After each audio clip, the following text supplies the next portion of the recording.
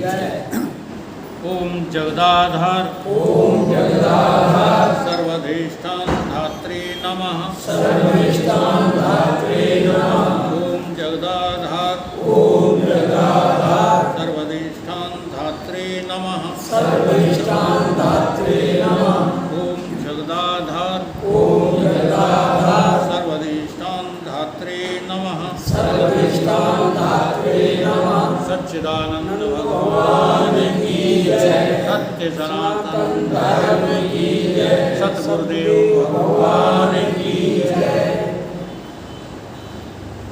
आदि गुरु शंकराचार्य कृत विवेक चूड़ामणि। आज श्लोक नंबर 14। ठीक है। कह रहे हैं गुरुदेव भगवान कि अधिकारिणम अशास्ते फल सिद्धि विशेषता उपाया देश कालाद्धा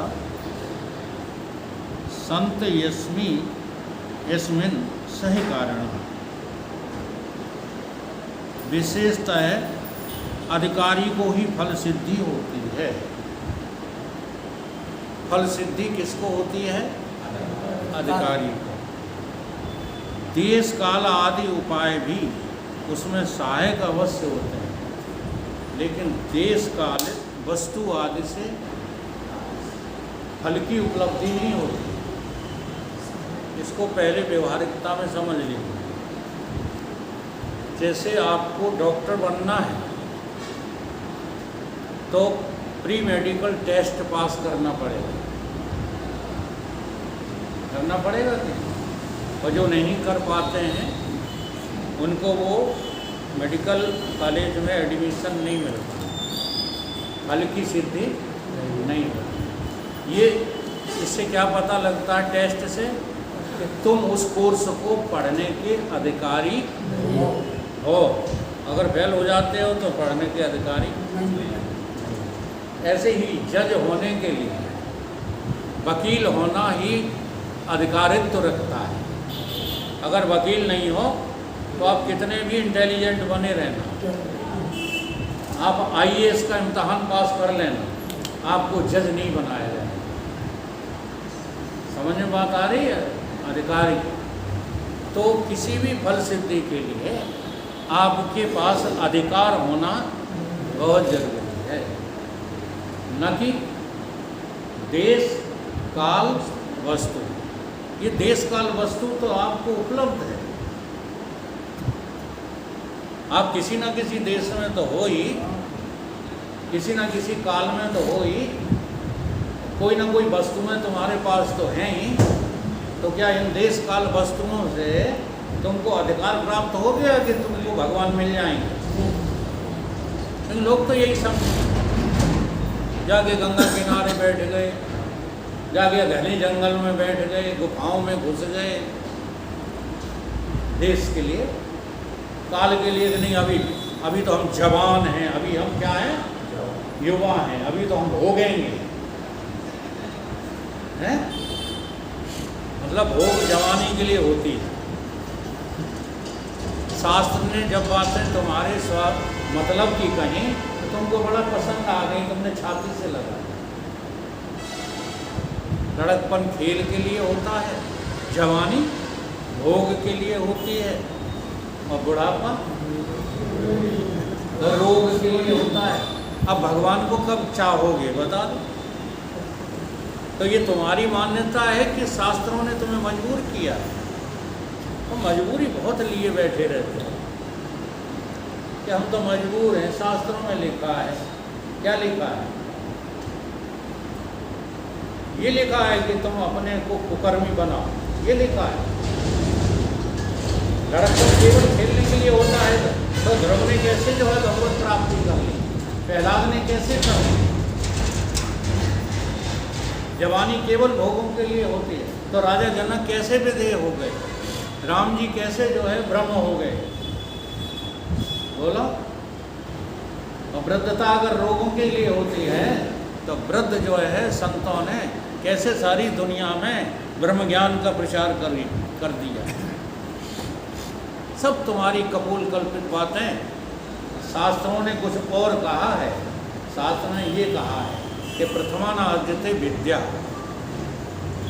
ब्रह्मचर्य पालन करके ही विद्या का तुम अध्ययन कर सकते हो। अगर तुम्हारे जीवन में ब्रह्मचर्य नहीं है तो तुम्हें विद्या नहीं मिलेगी, ये कहा है।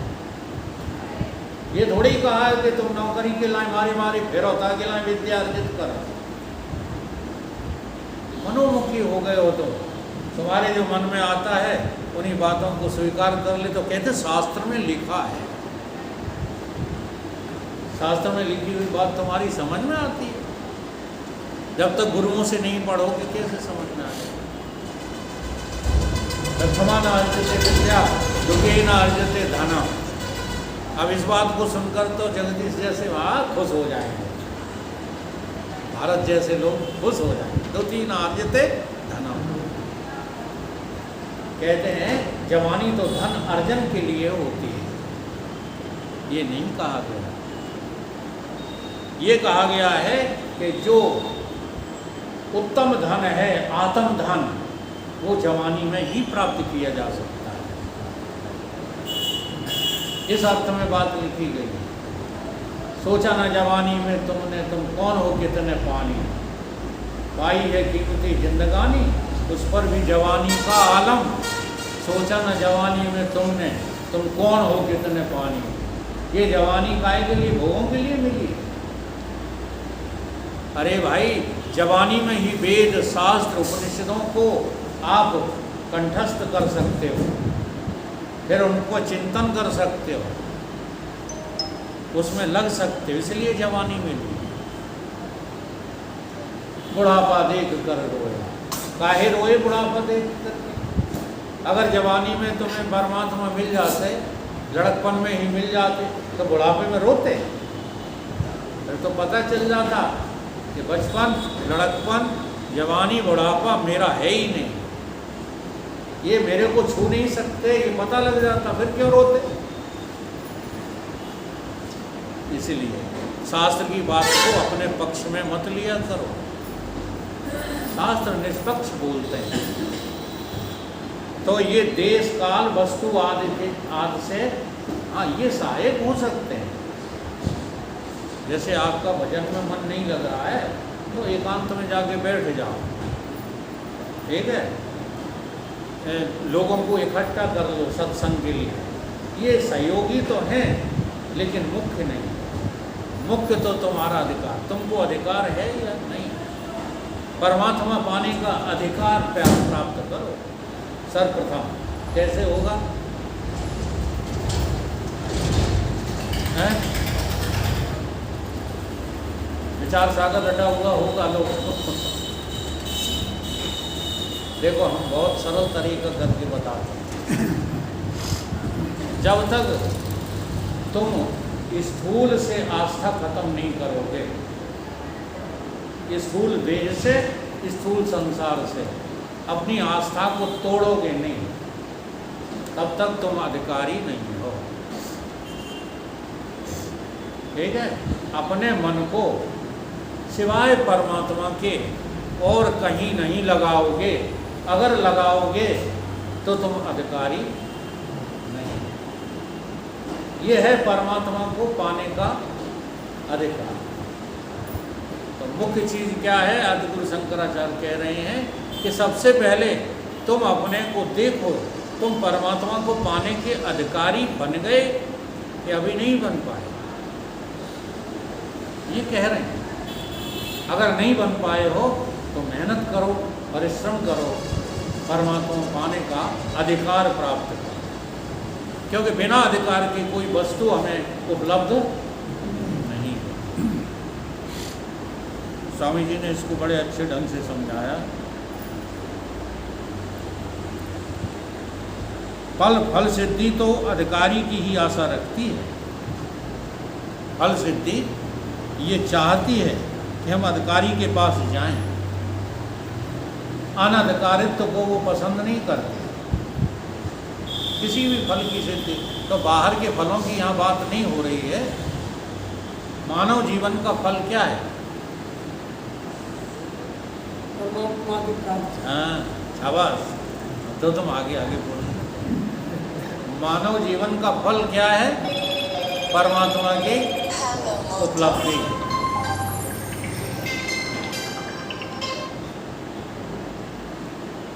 जब कोई अनधिकारी व्यक्ति किसी वस्तु को प्राप्त कर लेता है तो सरकार भी उससे छीन लेती है। अधिकार तो है नहीं तुमको, और तुम्हें मिल गई कोई वस्तु, तुम्हें मिल गई, अधिकार है नहीं, तो सरकार भी क्या करेगी? जैसे तुमने अपना रोग छिपा लिया और तुम फौज में भर्ती हो गए, कोई तुमको गहरा रोग था, तुमने नकली सर्टिफिकेट पेश करके उसको छिपा लिया और फौज में भर्ती हो गए। जब वहाँ पर जो है पीटी हुई, मेहनत कराई गई, तो वो रोग खुल के सामने आ गया, तो तुम्हें क्या कर दिया जाएगा?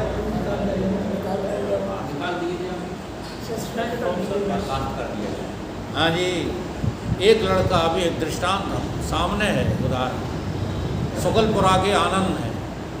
आनंद का लड़का दिमाग से अपसेट हो गया। वैसे भर्ती हुआ था, ये 4 साल वाली नहीं, परमानेंट भर्ती हुआ था और लगभग 5-6 वर्ष नौकरी कर चुका था। उसके बाद उसकी पोल खुली, मेंटली वो डिस्टर्ब था, तो वहाँ से उसका रेस्टिकेशन कर दिया। जाओ उन्हें घर ले जाओ, अब ये नौकरी नहीं कर पाए, तो सरकार तक तुम्हें हटा देती। तो भगवान तुम्हें ऐसे ही मिल जाएंगे, तुम्हारे मनमोजी, जो मन में आता है सो करते रहते हो। तो चाहिए कौन? भगवान है। क्यों सन्यासी जी, चाहे कुछ करने से भगवान मिल जाएंगे? नहीं। भगवान को पाने का अधिकार प्राप्त करो पहले। तो अधिकार हम बता ही चुके हैं। तन को संसार में मत खपाओ, मन को भगवान में लगाओ। हाँ, 2 बातों को भूल मत, जो चाहो कल्याण, नारायण एक मौत को, दूजे श्री भगवान। हर क्षण ये याद रखो कि तुम किसी भी क्षण शरीर छोड़ सकते हो, ये हर समय याद रखो। अगर हर समय तुम्हें ये याद रहेगा कि इसकी मौत तो अगले क्षण ही है, तो तुम परमात्मा को याद करोगे ही करोगे। ये दोनों एक साथ चलना चाहिए। अगर ऐसा नहीं हो रहा है तो आप अधिकारित्व को प्राप्त नहीं हो पाएंगे। आपको लगेगा अरे अभी क्या है, अभी तो मोड़ा मोड़ियों को पढ़ा लें, लिखा लें, ये कर लें, वो कर लें, देखा जाएगा भजन तो कब का है, माने बैठा है।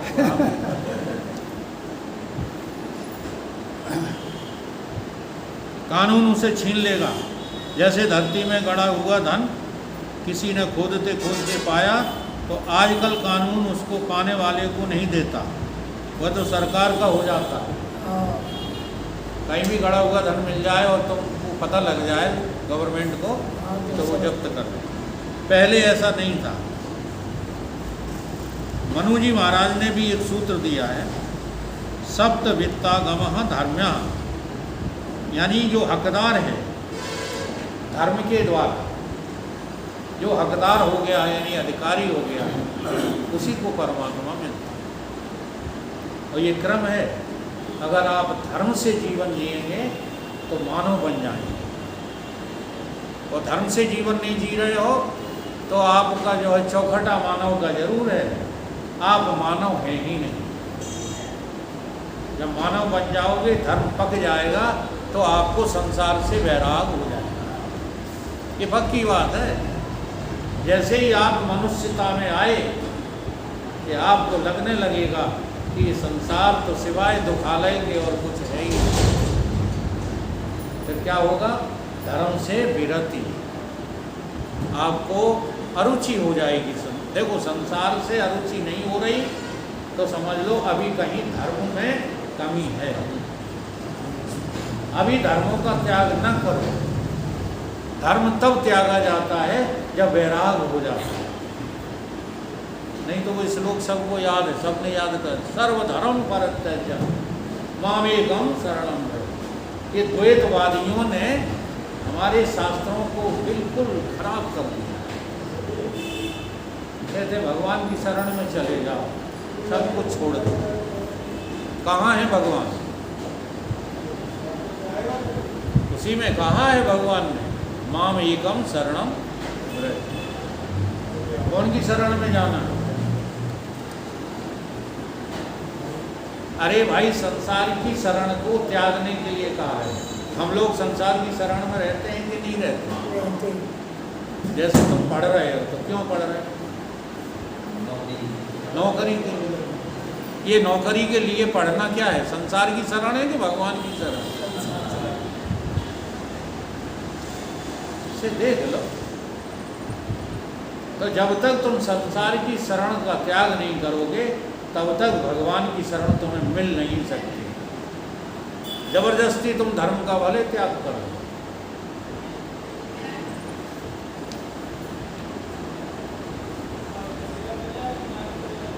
तो मनु जी ने कहा है कि देखो, हक से जो मिलना हुआ धन है वो आपसे नहीं छीना जाएगा। आप अधिकारित्व को प्राप्त हो जाओ तो वो आपको मिल ही जाएगा। ये तत्व ज्ञान है। इसकी फल सिद्धि क्या है? अविद्या निवृत्ति द्वारा मोक्ष। क्या है फल की सिद्धि?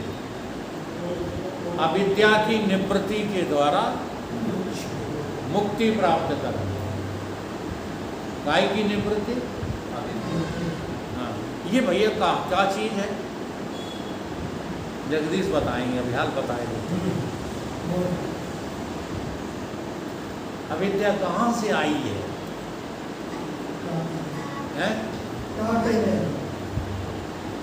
वो हमारे यहाँ एक चौहान साहब इस गीत को गाते थे, जब चेतन सदा रहे भरपूर अविद्या कहाँ से आई है। तो जगदीश बीच बीच में कह देते चौहान साहब के घर से आई। अपने घर से नहीं बताते। तो कहाँ है ये अविद्या, कहाँ से आई है? अच्छा, जब तक आप अविद्या को देख नहीं लेते हो तब तक निवृत्ति कर पाओगे। भगवान को पाने का अधिकार है आपको। हाँ, अब वो सीधी सीधी भाषा हम बोले देते हैं तो आप सब लोगों को कंठस्थ है। मल विक्षेप जाके नहीं, किंतु एक अज्ञान भय चौ साधन सहित नर सो अधिकारी ज्ञान सो अधिकृति मति। तुम कब अधिकारी होगे? जब अविद्या की निवृत्ति करके जो है करने के काबिल हो जाओ। तो पहले अविद्या तक पहुंचोगे तभी तो हो जाओ। और बीच में ही अटक गए तो और अविद्या तक पहुंचाएगा कौन आपको? जो अविद्या को निवृत्त कर चुका है वो पहुंचाएगा। कि चाहे जैसे कथावाचक पहुंचा देंगे। सोचने वाली बात है। जो पहुंचे हुए संत जन हैं उनसे पूछो मर्म की बातें, उनसे पूछो। जो अविद्या को काटकर अविद्या से आगे बढ़ चुके हैं उनसे पूछो कि रास्ता क्या है। जो बीच में 12 बाट हुए वो भेद बताना क्या जाने। ये जितने भी देख रहे हो ना कथावाचक ये घूम रहे हैं, ये सब 12 बाट हैं। उसका हम एक ही पॉइंट सामने रखते हैं कि सुखदेव जी महाराज ने जब परीक्षित को भागवत सुनाई तो कितने पैसे लिए, ये बता दो। कोई पंडित करते हैं बात? क्यों नहीं करते? ये आध्यात्मिक कथा, ये पुरुषार्थ की कथा धन कमाने के लिए नहीं है। इसमें किसी जाति का, किसी संप्रदाय का या किसी भेष का कोई अधिकार नहीं है। केवल जो है ब्रह्मबोध को प्राप्त हुआ मनुष्य ही भागवत को सुना सकता है। सब भागवत सुनाने के अधिकारी भी नहीं। लेकिन आज जातिगत हो गई भागवत, लड़ाइयाँ होने लगी एक जगह किसी जो है यादव ने सुना दी भागवत तो उसका सिर मुड़वा दिया गया। ये सब क्या है? कुछ लेना देना है इनको भगवान से, भागवताचार्यों को? कुछ लेना देना नहीं, क्योंकि सामने केवल धन दिखाई दे रहा है। अरे भाई, धन को अर्जित करने के लिए धर्म से, वो भी धर्म से, अनेक उपाय हैं। आप स्कूल में टीचर हो, ईमानदारी से पढ़ाइए, धन आएगा, तनख्वाह मिलेगी नहीं मिलेगी? हैं? हाँ? एक दो जगह हैं जैसे वकालत, यहाँ धर्म नहीं चल पाता। यहाँ तो अधर्मी होकर ही धन अर्जित होगा। झूठ बोल रहे हैं। यहाँ धर्म को यदि पालन करोगे वकालत नहीं चलेगी, छोड़ना पड़ेगा। हैं? हाँ जी। ऐसी दो चार जगह हैं जहाँ धर्म जो है टिकता नहीं। अधर्म अपनाओगे तभी धन आएगा, और नहीं तो सारा संसार खुला है धर्म के मामले में। व्यापार करो ना, आप ईमानदारी से करो। कोई सा भी व्यापार उठा करके देखो।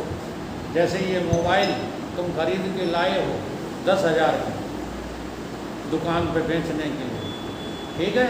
तो इसमें आपको 2% 3% जो धर्म से मेहनत का मिलता है वो ले लीजिए। उल्लू बना के 10 का 20 में क्यों बेच रहे हो? तो आज जो है हम इतने अंधे हो गए हैं, काहे के लिए? धन के लिए, कि धर्म को तो बिल्कुल ऊँची पे डालना। ऐसा नहीं होना चाहिए। क्यों? ऐसा करोगे तो आप परमात्मा को पाने के अधिकारी नहीं बनोगे।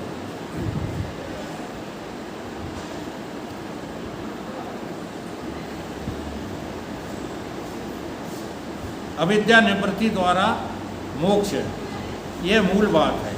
इसमें भी अन्य दर्शनों में प्रमाण का जो रूप माना है उनकी अपेक्षा तत्व ज्ञान में एक विशेष खास बात है। और दर्शनों में मानते हैं कि अज्ञात वस्तु जो ज्ञान करा दे वह प्रमाण है। नाक बेचारी फूल को नहीं देख सकती, फूल को देखने के लिए आँख चाहिए, है ना? और नाक क्या देख पाएगी? फूल की सुगंध देख पाएगी। आँख गंध नहीं बता सकती, इसलिए गंध में आँख प्रमाण नहीं है, नाक प्रमाण है, और देखने में आँख प्रमाण है। इनका प्रमाण अज्ञात ज्ञापकत्वेन है। अज्ञात व्यापकत्वेन का अर्थ मतलब है कि एक का ज्ञान जो करा दे दूसरे का न करा पाए, वो क्या होता है? अज्ञात, बड़ा कठिन शब्द है, अज्ञात ज्ञापकत्वेन। अज्ञात वस्तु को जिसने एक को जना दिया, बाकी को नहीं जना पाया, वो प्रमाण नहीं है। और जो सबको जना दे, सबको एक ही बार में जना दे, जरा देखना अपने भीतर इसका जो है आप प्रयोग करें। आँख केवल देखती है, नाक केवल सूंघती है, देख नहीं पाएगी। कान केवल सूंघते हैं, रसना केवल चखती है, त्वचा केवल छूती है। अच्छा, मन क्या करता है? मन जो है तुम्हारा इन सबको देख लेता है कि नहीं? जरा ध्यान दो, मन इन सबको देख लेता है। ये बात आ रही समझ में? मन देखना भी देख लेता है, मन सूंघना भी देख लेता है, चखना भी देख लेता है, छूना भी देख लेता है। नहीं देख पाता। तभी कहते हो आज मेरी देखने की इच्छा नहीं, आज मेरे सुनने की इच्छा। ये इच्छा कहाँ पर है? मन। इतनी बात समझ में आ गई है? अब मन निश्चय नहीं कर पाएगा, ये भी अधूरा निकलेगा। निकलेगा कि नहीं निकलेगा? अब तमाम मनों को यानी मनोवृत्तियों को कौन देख लेगा? हाँ, अंतर्मुख होते जाओ, रटना नहीं है। इसका अभ्यास किया करो अकेले में बैठकर, बुद्धि देख लेगी, देख लेगी। अब इस बुद्धि के निश्चय अनिश्चय को भी हाँ बुद्धि स्वयं नहीं देख पाएगी, उसको देखने के लिए कोई चाहिए है? कोई है कि नहीं है? वो है, वो कौन है? जो बुद्धि को भी जानता है, वो है? तुम हो अभी झूठ का बोल रहे हो? जो सच्चाई है उसको कह दो, हैं? भगवान, ठीक है। अब गुरुजी देखो कितनी बड़ी कृपा कर रहे हैं। गुरुजी कह रहे हैं वो भगवान कोई और है ही नहीं, तुम ही हो। क्या जनवा रहे हैं कि वो भगवान जो सबको देख रहा है, कहीं कहीं तो कैलेंडर भी बना दिए हैं, कोई पाप कर्म मत करो, वो देख रहा है, वो देख रहा है। वो देख रहा है का मतलब भगवान देख रहा है। लेकिन जब तुम्हें सद्गुरु मिलेंगे तो वो क्या कहेंगे? अरे जो देख रहा है ना बुद्धि को, वो तू ही तो है। बुद्धि का साक्षी कौन है? तू नहीं है। मन का साक्षी कौन है? तू नहीं है। इंद्रियों का साक्षी कौन है? तुम्हारा साक्षी की बात कर रहा हूँ, एक एक की बात नहीं कर रहा। अब मैं सबको एक साथ जो है गवाह जो देता है वो साक्षी आत्मा तत्व तुम ही हो। इस प्रकार से जो है आगे बढ़ने की कोशिश करो। एक इंद्री से चीज मालूम नहीं पड़ती तो दूसरी मालूम करा देती है।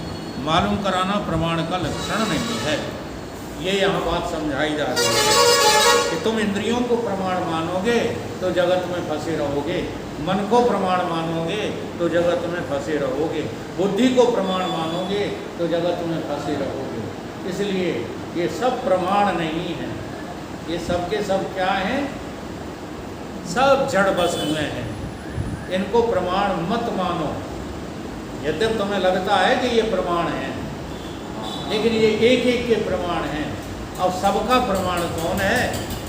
वो है वेद वाक्य महावाक्य तत्त्वम्।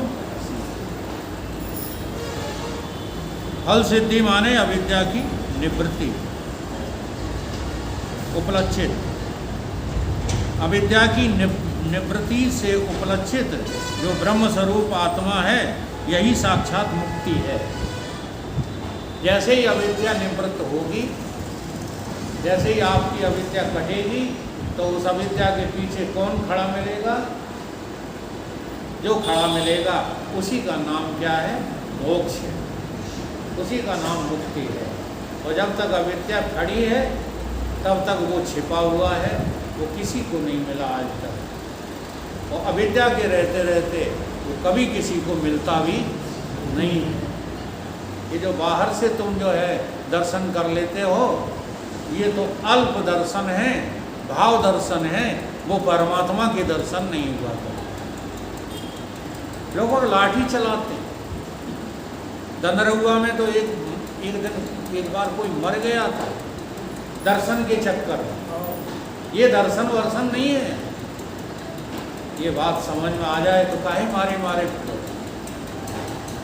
दर्शन वो होता है जिसको कोई देख नहीं सकता और गुरु के महावाक्य द्वारा तुम्हें दिखा दिया जाता है, उसका नाम दर्शन है।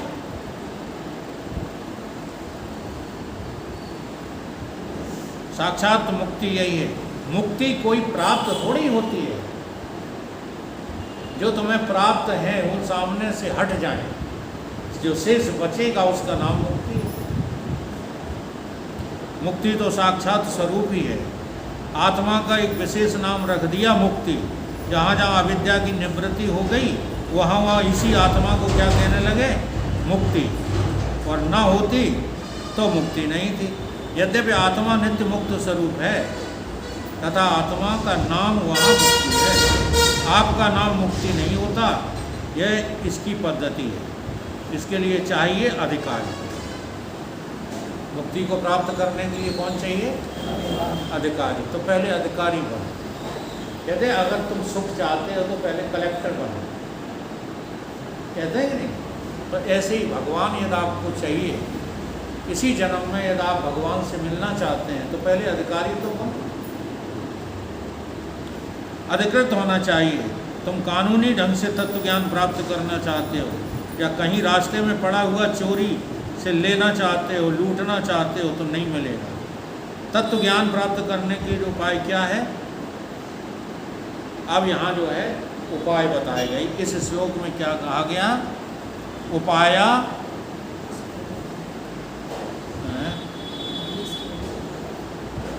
कहाँ गया श्लोक?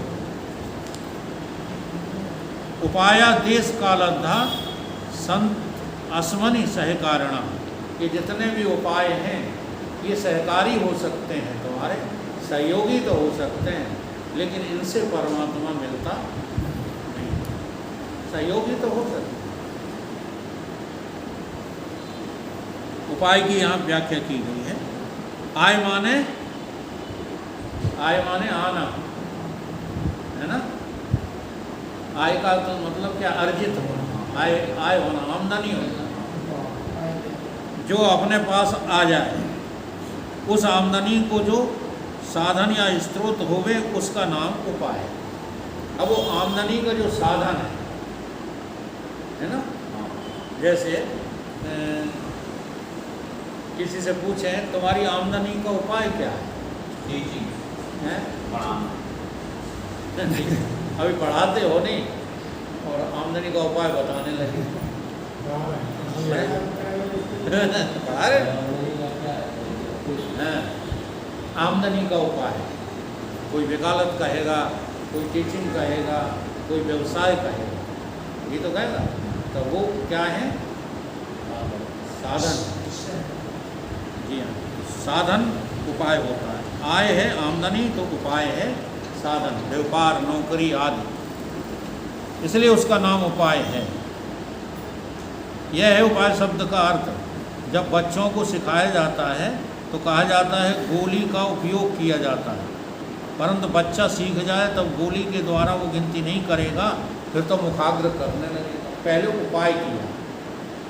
बच्चों को सिखाते ना, ऐसे गोली छोटी छोटी रख देते, बेटा बताओ के कितनी है, तब वो कहेगा 1, 2 रख दी, 2, 3 रख दी, 3। तो गोलियों के द्वारा गिनती सिखाई। अब वो गिनती सीख गया। जब सीख गया तो फिर वो गोलियां डाले फिरेगा जेब में, क्या करेगा? गोलियों को कभी याद भी करेगा? नहीं करेगा, पूरी गिनती सुना देगा। ठीक ऐसे जो उपाय करते हो, ये उपाय परमात्मा की प्राप्ति के नज़दीक पहुंचने के हैं, और जैसे ही पहुंच जाओगे वहाँ सारे उपाय खत्म, फिर करना पड़ेगा। तो फिर आप बहाना क्यों लेते हो? एक चले आए हमसे बहस करने लगे, कहने लगे वो आप कहते हो कि ध्यान से परमात्मा नहीं मिलता, और तुम्हारे गुरुजी तो ध्यान कराते। ये तर्क था उसका। तुम्हारे गुरुजी तो हाँ 1-1 घंटा ध्यान कराते, और आप हमको ये वो कह रहे हो कि ध्यान से परमात्मा नहीं मिलता। हमने कही अब तुम हमारे गुरुजी और हमारी बीच की बात को समझ नहीं पाओ, क्योंकि बहुत काल जब सुने हो सत्संगा। ये ध्यान की ज़रूरत है, साधना की ज़रूरत है, क्रियाओं की ज़रूरत है। कब तक ज़रूरत है? जब तक सत्य वस्तु मिलती नहीं या उसका तुम्हें अधिकार प्राप्त नहीं हो जाता, तब तक ज़रूरत है। वो अधिकार प्राप्त हो जाए फिर ज़रूरत है। आम में बोर आता है, बोर देखा है? बोर नहीं जानते? फूल, हाँ। फिर उसमें टपका लग गए। अब क्या करोगे? बोरों के लिए छाती पटकोगे, रोगे, हाय कहाँ बोर चले गए हैं? समझ में ये बात आ रही है? ये उपाय तुम्हें कहाँ तक ले जाएंगे? परमात्मा के अधिकार तक, परमात्मा तक भी नहीं ले जाएंगे, परमात्मा के अधिकार तक। जैसे नदी पार करना है और आपको इटावा पहुंचना है, नदी पार करना है और कहाँ पहुंचना है? इटावा। तो नदी में क्या चाहिए आपको? नाव। अब नदी नाव से पार कर गए तो बोले आहा, हम तो नाव के जो है ऋणी हो गए, नाव के कृतज्ञ हो गए, हमने नाव में बैठकर नदी पार की है, अब तो हम इसी नाव को छाती से लगा के रखें, ठीक है ना? तो इटावा पहुंच जाओगे। अगर नाव को छाती से लगा के रखोगे तो इटावा पहुंच जाओगे। नाव अब तुम्हें त्यागना पड़ेगी, है ना? अच्छा, आप जो है कहीं बाहर से कार में आते हो, कोई मोटरसाइकिल में, तो कार कहाँ छोड़ देते हो? घर में ले जाके रसोई में? तो अकेले जाते हो भोजन के लिए, तो रसोई में लेटने के लिए है। हाँ, तो इसी प्रकार से उपाय काय के लिए है? बाहर की त्यागना, त्याग साधना के लिए उपाय। परमात्मा को प्राप्त करने का कोई उपाय नहीं है, वहाँ तो एक ही उपाय है। क्या है? केवलम गुरु वाक्यम, गुरु जी कहेंगे और तुम उनकी बात का पालन करोगे, वही है। तो जहाँ पहुँचना चाहते हो वहाँ नहीं पहुँचोगे, चाहे वाहन कोई भी हो, हवाई जहाज, मोटर, नाव, वहाँ पहुँचने का उपाय लक्ष्य नहीं है। देश काल वस्तु है, सामने नहीं। जैसे सालिग्राम की जो एक बटिया होती है, आप उपासना शुरू करते हो तो रख लेते हो सामने, तो क्या सालिग्राम भगवान है? जो सालिग्राम की बट्टी है वही भगवान है, वो भगवान है। अरे वही तो मैं पूछ रहा हूँ, फिर आंखें बंद काहे करते हो भाई? छाती से लगाए ना, जैसे धन्ना जाट लगाए रहता, लेकिन जब उसको साक्षात्कार हुआ तो वो सालिग्राम की बट्टी उन्हीं भगवान ने फेंकवा दी। फेंक तो उसको, मूर्ख कहीं का, इसको लगाए फिरता छाती से, ये भगवान नहीं है। भगवान तो आपका स्वस्वरूप ही है और कोई भगवान नहीं। सब छूटे, शुद्ध बुद्ध मुक्त चेतन अनंत है। सालिग्राम बटिया में तो न चेतनता दिखती है न अनंतता दिखती है। पहले ये तो समझा कि अनंतता और चेतनता कैसी होती है, बाद में देश का सहारा लेना है। कहते हम तो हिमालय जाएंगे, गंगा किनारे रहेंगे, क्यों? हमको तत्व ज्ञान प्राप्त करना है। तत्व ज्ञान में उपयोगी होने के कारण वो उपाय तो हैं। हाँ, गंगा के किनारे थोड़ा मन जो है स्थिर रहता है, चले जाओ, लेकिन वो स्थान तुम्हें मोक्ष दिला देगा, ये संभव नहीं।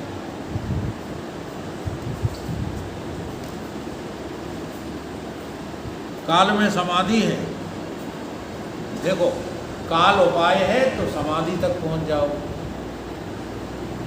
कितनी देर तक मन लगता है, इसका नाम समाधि है। परमात्मा में मन का लगाना क्या है? समाधि है। तो वस्तु में जो है मन लगाना उपासना है। सालिग्राम में मन लगा तभी तुम आगे बढ़े, तो ये उपासना है। परंतु जो अदेश है, अदृश्य है, असंग है, अकाल वस्तु है, उसके साक्षात्कार के लिए उपाय रूप में इनको स्वीकार किया जाता है और बाद में छोड़ दिया जाता है। छोड़ने का भी संविधान बड़ा कायदे से है, ऐसे मनमाने ढंग से नहीं छोड़ा जाता। जिस प्रयोजन की पूर्ति हो जाए, जिस प्रयोजन की सिद्धि के लिए आपने साधन को स्वीकार किया है, वह प्रयोजन पूरा हो जाए। जैसे आपने कुत्ते को भगाने के लिए हाथ में लाठी उठाई, कुत्ता भाग गया, कुत्ते को भगा दिया, वह तो ठीक है। उसके बाद लाठी यदि आप हाथ में रखें कि हम लाठी को कभी नहीं छोड़ेंगे ही नहीं, तो ये लाठी आपके लिए विघ्न बन जाएगी। जैसे आपको मॉल में प्रवेश करना है, बड़े बड़े मॉल चल गए, पुराना नाम लें तो टाकीज है, और आपने सड़क पर लट्ठ से कुत्ता भगाया, अब उस लाठी को लेके मॉल में चले जाओ? नहीं। तो प्रयोजन क्या था? कुत्ते को मारना, कुत्ते को भगाना प्रयोजन था। अब लाठी को छाती से लगाए रहना कि नहीं हम तो वे हैं दंडी साधु।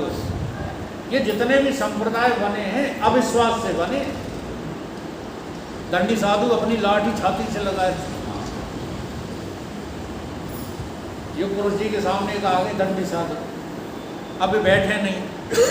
महाराज जी उनसे निवेदन कर रहे, कुर्सी डलवा दी, बैठ जाओ।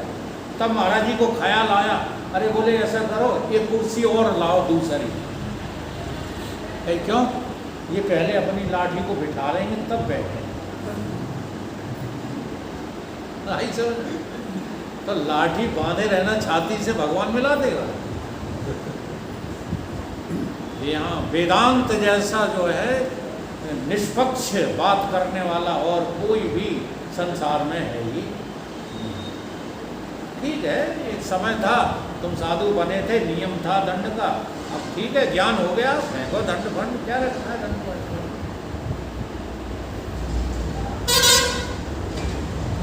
जब सन्यासी हो गए, हाँ इसको क्या कहते हैं, हाथ में रखें लाठी छोड़ेंगे नहीं, वह लाठी ही विघ्न बन जाएगा।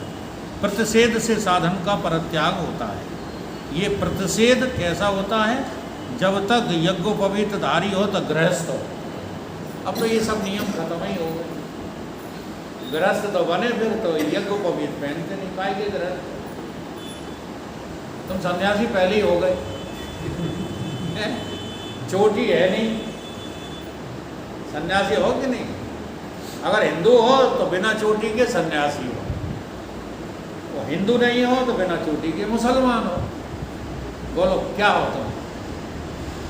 चोटी रखना बंद कर दी, क्यों कर दी बंद? काय के गृहस्थ हो बताओ? वानप्रस्थ हो गृहस्थ हो तो चोटी रखना पड़ेगी, यज्ञोपवीत पहनना पड़ेगा, संध्या बंदन का साधन है वो।